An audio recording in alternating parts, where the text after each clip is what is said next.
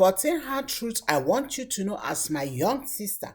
Yes, I come to share with you this power pack episode as your big sister. You must know this truth about relationship and about marriage. Don't be deceived.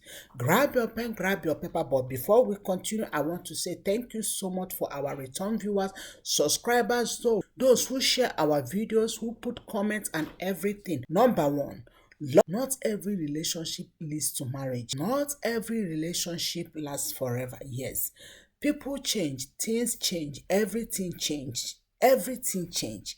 If you notice that you are dating this man and there's a lot of change, but on your own side, on his own side, there's a lot of things changing, and you notice that with this change coming up, maybe in your work, in this change coming up, maybe in one thing or the other, you may not continue with this guy. Please don't be afraid or ashamed to work out. Not every relationship leads to marriage. If it is not working, the best gift you can give to yourself is to work out.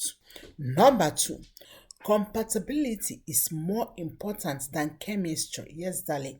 Many people, I have seen them moving by chemistry, feelings. Oh, I feel so happy. My chemistry, the butterfly in my tummy is pushing me. But when you sit them down and ask them a simple question, how compatible are you with this guy? You'll be disappointed that is zero answer. I'm telling you. Most of the ladies that I have talked with, you feel like you are not compatible. So what is happening? Just the chemistry is confusing you. Please don't allow the chemistry to confuse you. Sit down. This is the man you want to spend your life with. Not 5 years, not 10 years, not 20 years. As long as God lives, as long as God wants you guys to stay on the surface of this earth, this is the man that you will live with for 40 years, 30 years, 50 years. So if you notice that it's only chemistry, my dear, it will not work. Number three, love is not enough in a relationship. Love is not enough in marriage. Love alone can't hold marriage. Yes, you need communication. You need trust, and marriage is hard work. Yes. If you think that you want to marry just because of love, just because I love him, you'll be disappointed.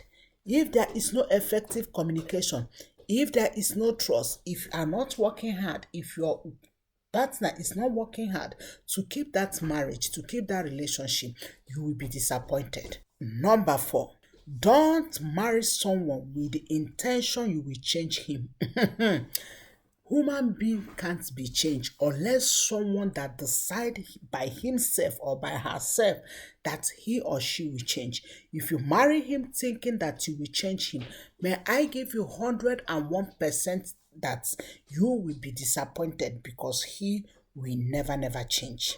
Another important truth you must know is people show their true colors as time goes by. Yes. I know we may not want to hear this. Whenever we are in love, in a relationship, like you feel like, oh, that is how the man will be. Oh, this is him.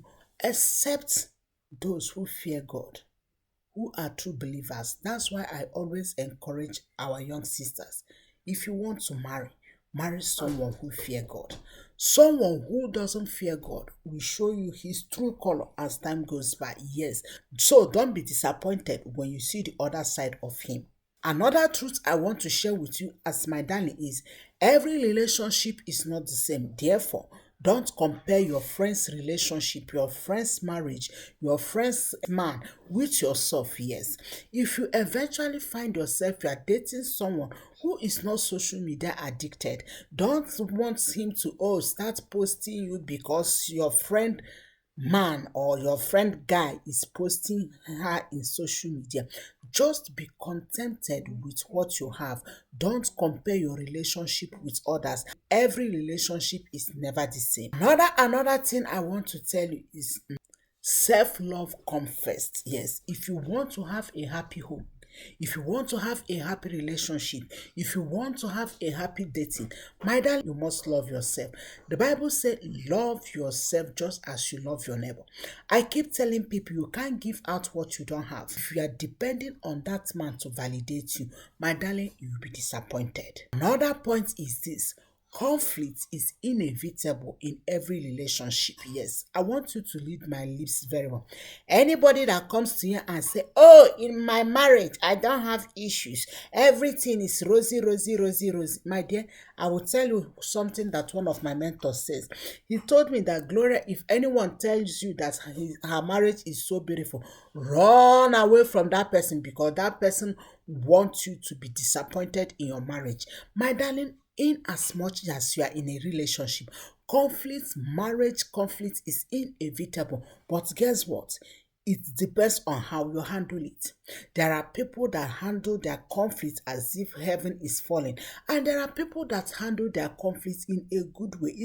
The way you handle the conflict is what matters. So don't look for a relationship with no conflict or zero conflict. It never exists.